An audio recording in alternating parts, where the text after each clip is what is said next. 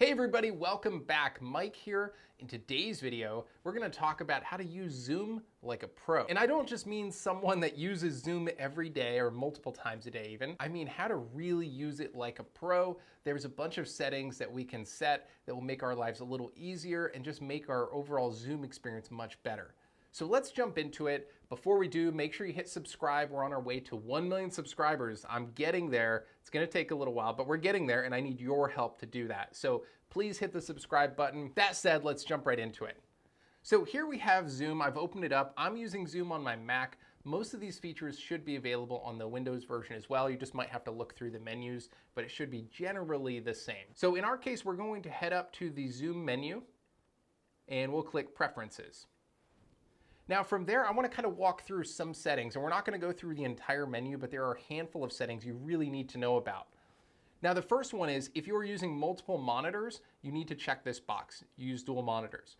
I will be honest with you guys, I don't use dual monitors with Zoom ever, and I present a lot. So what I actually do if I'm on Zoom presenting, I will literally disconnect my second monitor and will only use one screen, because I found that when I'm presenting with PowerPoint and all of that, it leaves the door open for mistakes or misconfigurations and embarrassing situations. So I don't even entertain that. I put my laptop in Do Not Disturb and I use one monitor. If you're using two, you'll want to check that box. All right, going down, the next one I think is really helpful is copy invite link when starting a meeting. So if you're like me, you occasionally will just go into Zoom and hit start meeting or new meeting. When you do that, this will actually copy the link to that meeting to your clipboard. So all you have to do is say, hey, start meeting, go into your email, paste, and that email link will be pasted there, which is really awesome. That's a really nice trick. Next, let's go down to video on the left here. And as we see, it gives you the video preview. Now, I don't really change a lot in terms of video here, but there is one major setting that I would recommend changing, and that is right here.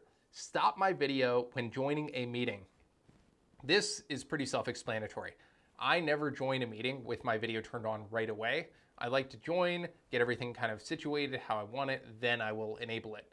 And one of the cool things with that too, if you want to get your background correct on Zoom before you turn it on for the world to see, you can come into the settings during a meeting just like this. You can play with your monitor, get it set up how you like it, then you can go turn your camera on. So this is actually useful as just a nice little preview, make sure your background looks good, all of that. So that said, I do definitely enable that and recommend that. Another thing that I strongly recommend is hide self-view. I don't know why, I hate seeing myself on camera, which I know, pretty ironic for having a YouTube channel, but I hate seeing myself on camera. And when I'm presenting, it actually makes me more nervous when I see myself. So I definitely will hide my self-view. That just means it will not show yourself, right? It'll show other people, but you won't see your own video, which is my preference. Next, let's head over to audio. So there's a couple things here. So if we scroll down, I want to focus on this right here, background noise suppression. Most people don't know this, but Zoom by default will suppress background noise, and it does a pretty good job at it. In fact, most of the times when I'm on meetings and someone will say, oh, the mower, or, someone's running the mower outside my window, or my dog was doing this or whatever, most of the time I can't even hear it because of the background noise suppression. But there are definitely a few settings. So first you have auto, so that means it will just automatically kind of balance it out. I don't like that because I find that results in kind of audio that's all over the place depending on my settings. So what I typically do is low, but as you see here, it does a great job of telling you kind of what are the different levels. So if you're taking a meeting from a, Panera or Starbucks or something like that, you might want to change it to high if there's a lot of background noise, maybe medium, etc., or just try out auto. But either way, my recommendation at the end of the day would be pick one and test it. Get a friend to open up their Zoom or something like that and just do some tests and you'll find the right balance.